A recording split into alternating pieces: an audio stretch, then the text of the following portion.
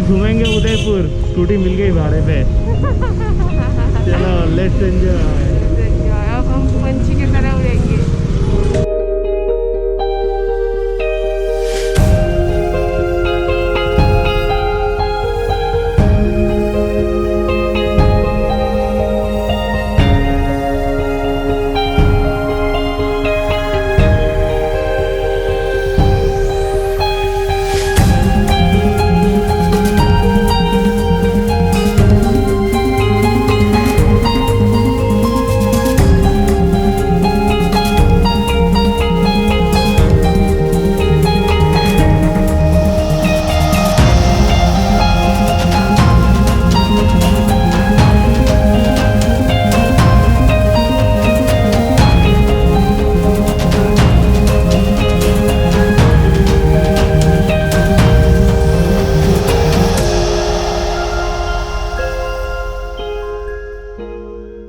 गुजराती और south Indian combo dinner करने के बाद निकल पड़े राजस्थानी खाना ढूंढने, मतलब उदयपुर की ओर।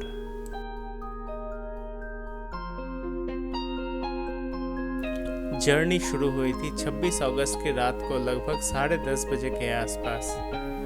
बीच में 1.5-2 घंटा रेस्ट लेने के बाद हम लोग सुबह सुबह लगभग 7:30 बजे तक पहुंच गए थे होटल जयदुर्ग में।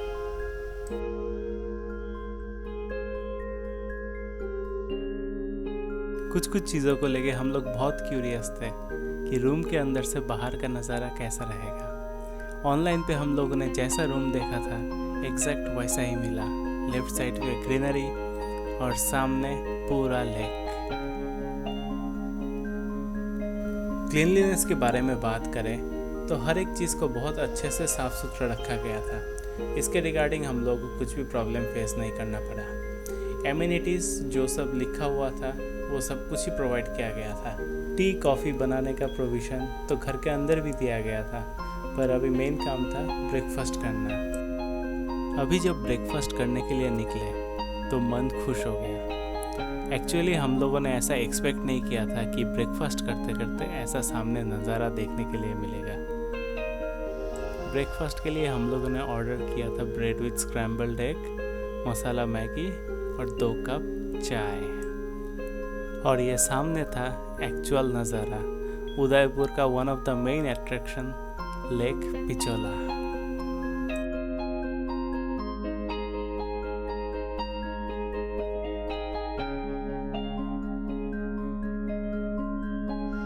ब्रेकफास्ट ख़त्म होते ही सबसे पहले जो काम था एक स्कूटी रेंट पे लेना, क्योंकि पूरा उदयपुर आज़ाद पंछी की तरह अपने हिसाब से देखना था। अभी हम लोग आए हैं उदयपुर पैलेस विजिट करने के लिए। तो सबसे पहले हम लोग पैलेस देख लेंगे, उसके बाद देखते हैं कितना टाइम जाता है। उसके बाद हम लोग अगर ज़्यादा टाइम हो गया तो दोपहर का लंच कर लेंगे, नहीं तो दूसरा कोई प्लेस विजिट करने के लिए जाएंगे। One thing, no mask, no entry, बाहर लिखा हुआ है। राजा उदय सिंह जी ने चित्तौड़गढ़ छोड़ने के बाद उदयपुर में अपना कैपिटल स्थापन किया और उनके नाम से ये जगह का नाम उदयपुर रखा गया। उनके पहले चित्तौड़गढ़ में मेवाड़ घराने से ही 52 राजाएं थे और उनके बाद वही घराने से और भी 22 राजाएं बने।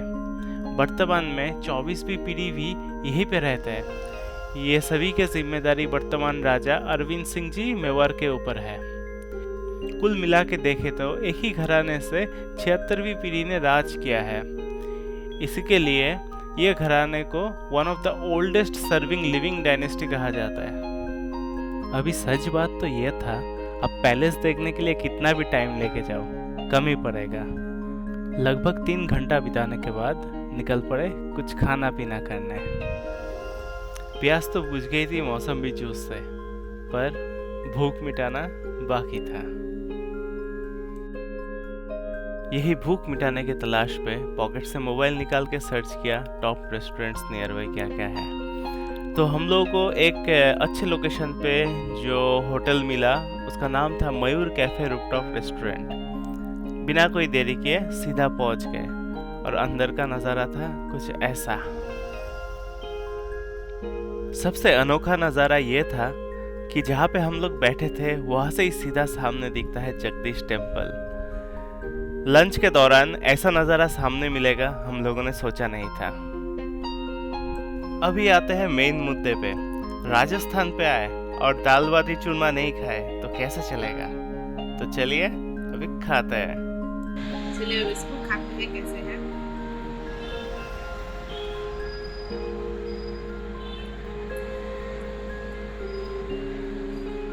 एकदम ही अलग सा डिफरेंट सा टेस्ट आपको मिलेगी इसको खाने के बाद, अगर आप पहली बार इसको खा रहे हैं तो अच्छा।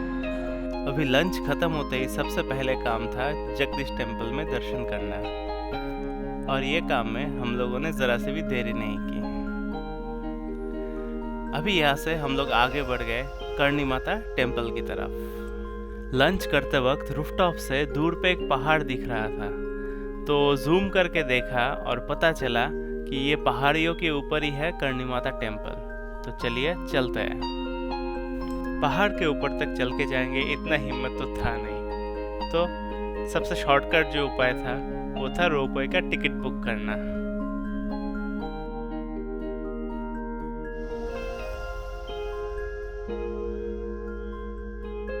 रोपवे से देखने का मजा कुछ अलग ही था। नीचे पूरा ग्रीनरी, उसके पीछे ऊपर चढ़ने का सीढ़ी, और पीछे की तरफ देखे तो दूध तलाई, लेक पिचोला और पूरा उदयपुर दिख रहा था।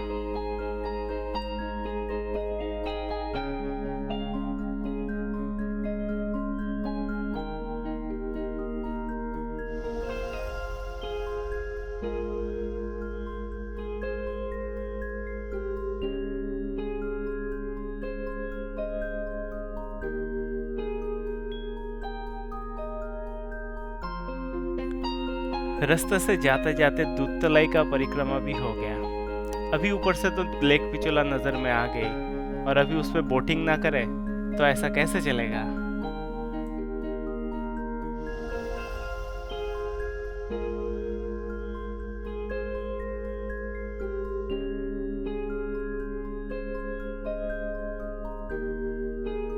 ये हमारी सफर शुरू।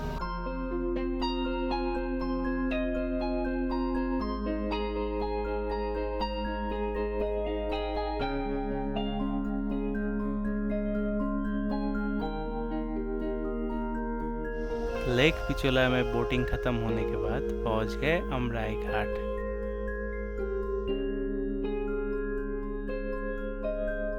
यहाँ पे रात जितनी गहरी होती है खूबसूरती उतनी बढ़ती रहती है। पूरा दिन घूमते घूमते इतना थक चुके थे कि होटल में रिटर्न होने के बाद पानी में तो एक डुबकी लगाना ही था रिलैक्सेशन के लिए। और ये था उस दिन का सबसे रोमांटिक पार्ट। होटल पे बात करके मैंने वो लोगों की तरफ से कैंडल लाइट डिनर का अरेंजमेंट करवाया। वो लोगों की तरफ से भी अरेंजमेंट काफ़ी बढ़िया था। सच बताए तो वो डिनर एक लाइफ टाइम मेमोरी बन गया। सुबह सुबह चाय नाश्ता करके ही हम लोग निकल पड़े चित्तौड़गढ़ की ओर। जल्दी निकलने का दो कारण था। पहला तो ये कि रास्ता काफ़ी लंबा था, और दूसरी बात ये है कि अगर जल्दी लौट पाएंगे तो उदयपुर में और भी कुछ हम लोग देख पाएंगे।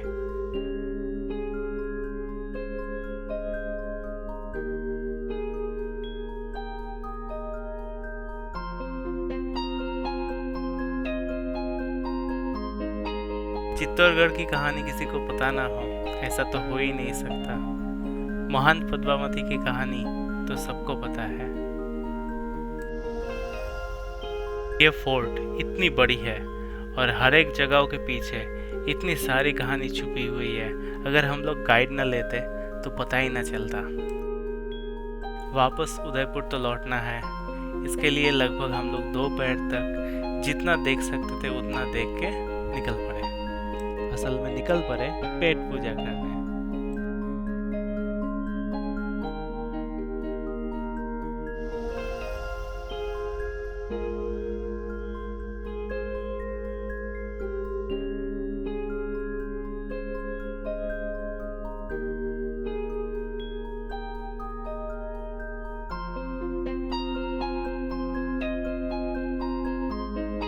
उदयपुर में रिटर्न आते ही सबसे पहले हम लोग पहुंच गए स्पीड बोटिंग करने के लिए, क्योंकि पता नहीं था बाद में ये अपॉर्चुनिटी मिलेगा कि नहीं।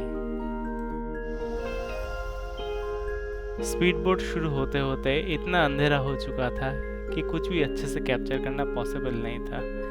फिर भी ये मेमोरी को लंबा समय तक रखने के लिए हम लोगों ने ट्राई किया कुछ फुटेज लेने का, और ये आप लोगों के सामने है। सच बताओ तो पानी के ऊपर इतना तेज चलने में बहुत बहुत मजा आया, जो बोल के बयान नहीं किया जा सकता। स्पीड बोटिंग खत्म होते ही उस दिन का लास्ट डेस्टिनेशन एक्वेरियम में मछली देखने के लिए पहुंच गए थे। बहुत लोगों को लगेगा कि यहाँ पे देखने के लिए ऐसा क्या मिलेगा, नॉर्मल मछली ही होगा, पर सच बताए तो ये एक बहुत ही अमेजिंग क्रिएशन था। अगर आप लोगों के साथ बच्चे हैं तो यहाँ पे तो जरूर आना चाहिए। और पूरा घूमने के बाद डे 2 का एंडिंग हुआ था साउथ इंडियन डोसा के साथ। नेक्स्ट डे अब हम जा रहे हैं फिर गाँव। चलिए जाके देखते हैं कैसा है। और ये है मेरा राइडर।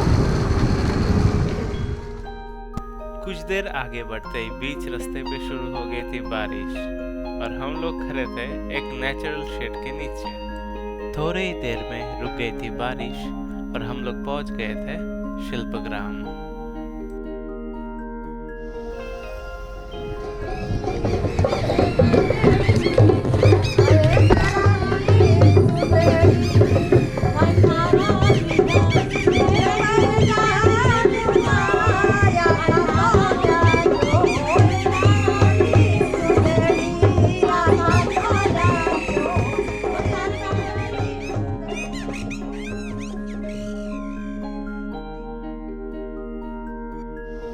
हाय दोस्तों, मैं तो एक ही चीज़ कहना चाहूँगा, अगर आप लोग उदयपुर आ रहे हो, शिल्पग्राम मस्ट विजिट प्लेस है। सब लोग आके बिल्डिंग्स देख के जाते हैं, पैलेस देख के जाते हैं, बाज़ार घूम के जाते हैं, उदयपुर के आसपास वाले एरियाज देखते हैं। पर अगर आप लोग ऑथेंटिक राजस्थानी कल्चर देखना चाहते हो, यहाँ पे ज़रूर आइए प्लीज़, ये मेरा रिक्वेस्ट है। Now we are on the way to Sajjangarh palace. Sajjangarh monsoon कौन है? Sorry, Sajjangarh monsoon palace. पर ये प्लान हम लोगों को कैंसिल करना पड़ा, क्योंकि सज्जनगढ़ में पार्किंग पूरी तरह से फुल हो चुकी थी और नए गाड़ियों के लिए ज़रा सा भी जगह बचा नहीं था।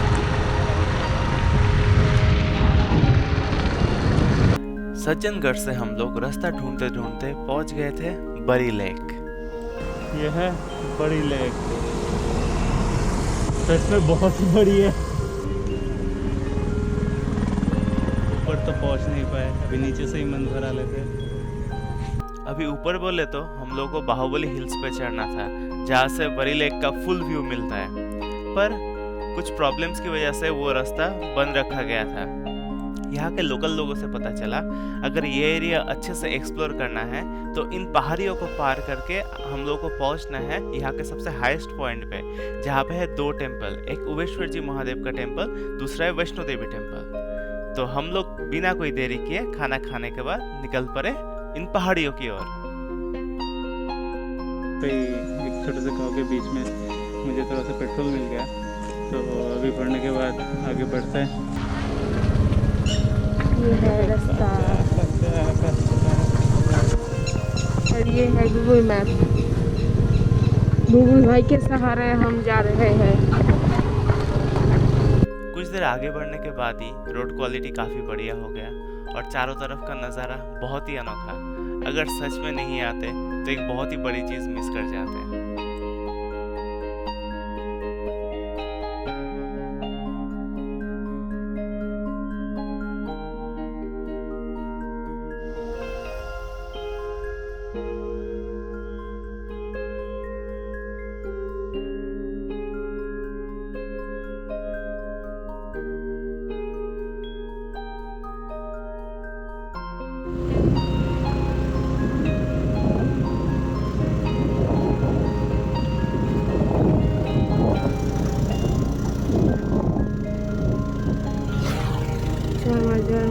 जय बजरंगबली, जय बजरंगबली।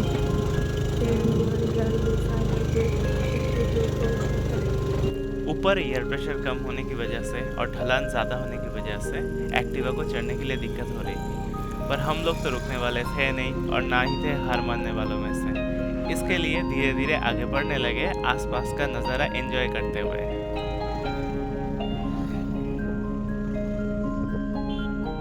एट लास्ट पहुंच गए थे उबेश्वर जी महादेव के टेम्पल में। यहाँ पे वीडियो निकालना मना था, तो अंदर के फुटेज आप लोगों को दिखा नहीं सकते, पर यहाँ से हम लोग आगे बढ़ गए वैष्णो देवी टेम्पल की तरफ, जो यहाँ से लेफ्ट साइड में एकदम पहाड़ के टॉप में दिख रहा है।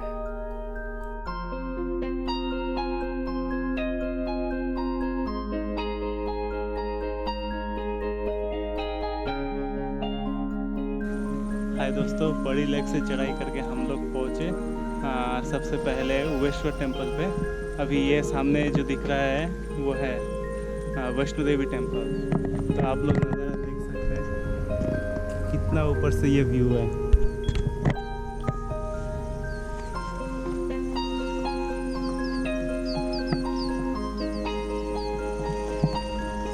ये रहा Vaishno Devi temple. Last feel हो रहा था कि सच में कुछ अचीव किए। वो था एक अनोखा राइड और आसपास का पूरा सीनिक ब्यूटी। अभी यहाँ से सीधा निकल के सीधा पहुँच गए होटल और हो गई थी रात, तो उस दिन का चैप्टर क्लोज।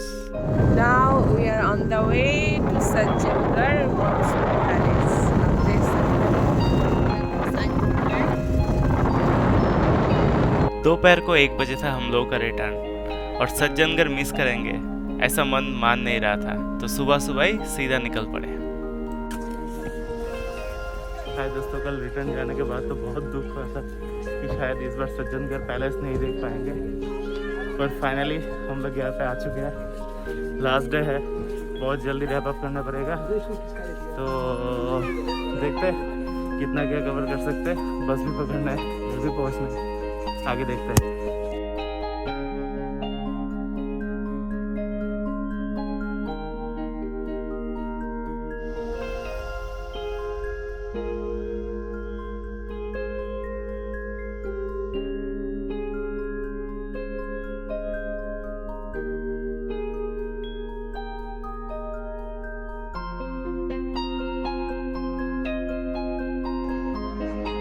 यहाँ से देखिए पूरा उदयपुर का नज़ारा, सामने लेक पिछोला, ये साइड में फतेह सागर, और ये है सज्जनगढ़ महल।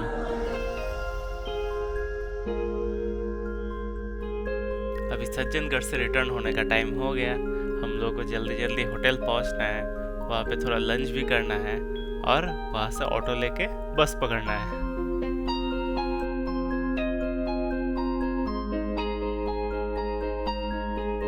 होटल जाने से पहले रास्ते पे थोड़ा चाय, समोसा और भजिया। रास्ते से रिटर्न आते आते हो गई महाराणा प्रताप जी की दर्शन। अभी हाथ पे तो टाइम था नहीं, दूर से ही देखना पड़ा, पर दूर से ही देख के जो पता चला ये एक बहुत ही अनोखा कंस्ट्रक्शन था।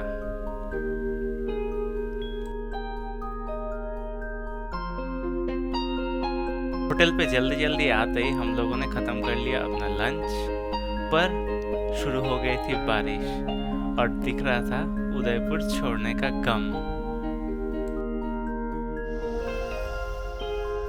तो दोस्तों, इस बार का सफ़र यहीं पे ख़त्म होता है। आशा रखता हूँ कि आप लोगों को हमारा यह सफ़र पसंद आया होगा। अगली बार ज़रूर मिलेंगे दूसरी कोई लोकेशन पे। इस बार के लिए अलविदा।